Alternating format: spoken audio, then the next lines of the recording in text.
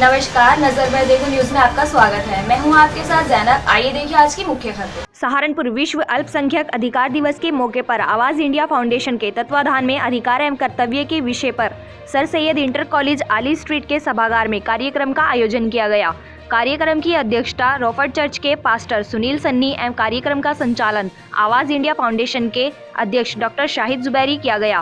कार्यक्रम के मुख्य अतिथि विश्व प्रसिद्ध इस्लामिक विद्वान शेखुल हदीस दारुल उलूम वक्फ देवबंद के मौलाना सैयद अहमद खिजर शाह मसूदी ने कहा कि सभी धर्मों के लोगों का मिल बैठना समाज के लिए हितकारी है और धार्मिक उन्माद तथा हिंसा का सभी धर्म विरोध करते हैं और इस्लाम भी धार्मिक उन्माद एवं हिंसा का घोर विरोधी है।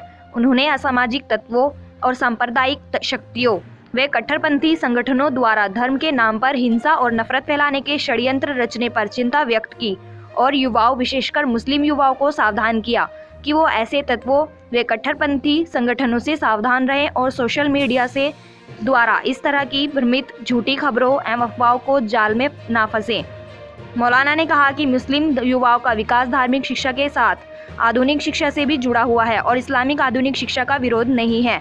पास्टर सुनील सन्नी ने अल्पसंख्यक समुदाय से आह्वान किया कि युवाओं के चरित्र निर्माण पर ध्यान दें और धार्मिक उन्माद तथा हिंसा परहेज करें।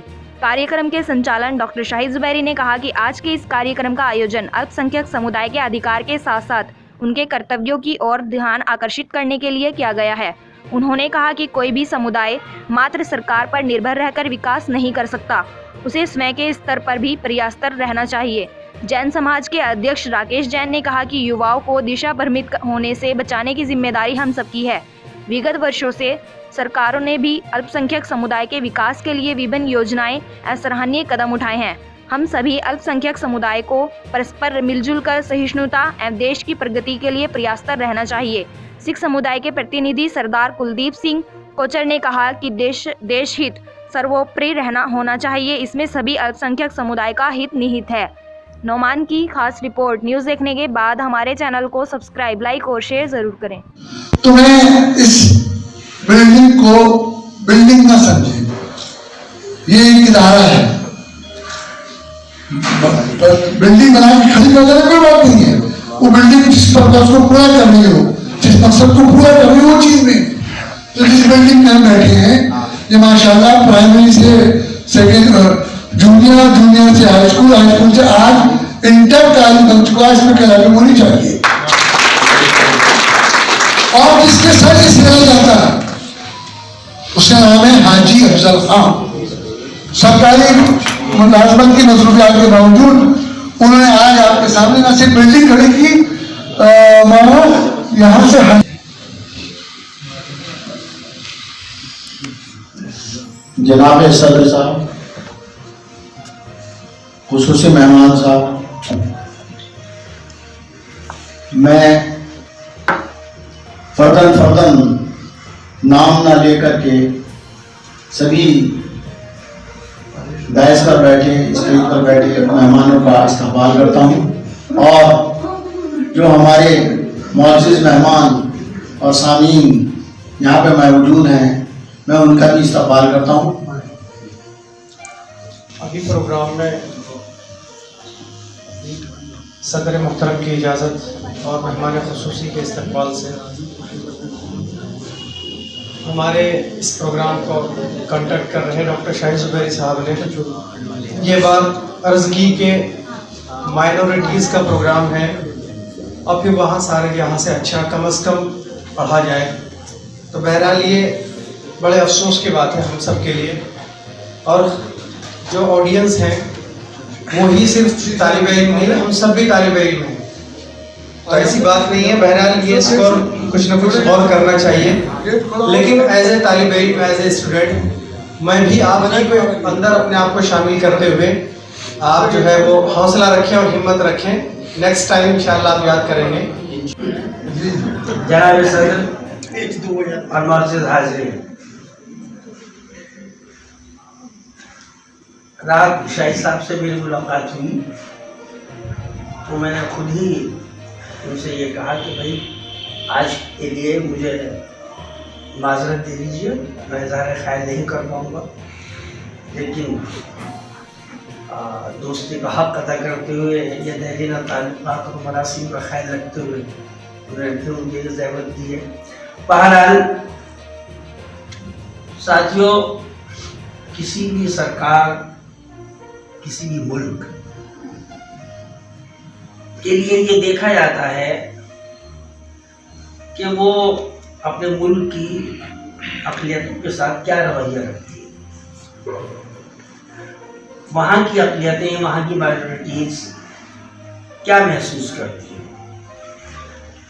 दूसरी चीज़ ये देखी जाती है, अगर ये देखना हो कि वो मुनसिफाना मिजाज रखती है कि नहीं, तो ये देखना पड़ता है कि वहाँ की जो कानून साज असम्बलियाँ हैं या वहाँ की जो पार्लियामेंट है, उसमें अक़लियतों की क्या नुमाइंदगी है, कितनी रिप्रेजेंटेशन है। ये दो चीज़ें बुनियादी तौर पर देखी जाती हैं। और तीसरी बात ये देखी जाती है कि वहाँ की अक़लियतें अपने को महफूज समझती हैं कि नहीं। कहीं ऐसा तो नहीं है कि उनके अंदर कोई सेंस ऑफ इनसिक्योरिटी। बहरहाल मैं इतना जानता हूँ कि हमारे मुल्क की जो अक़लियतें हैं, उन्होंने हमारे मुल्क की तामीर और तरक्की के अंदर बहुत ही नुमायाँ और गैर मामूली कारनामे अंजाम दिए हैं।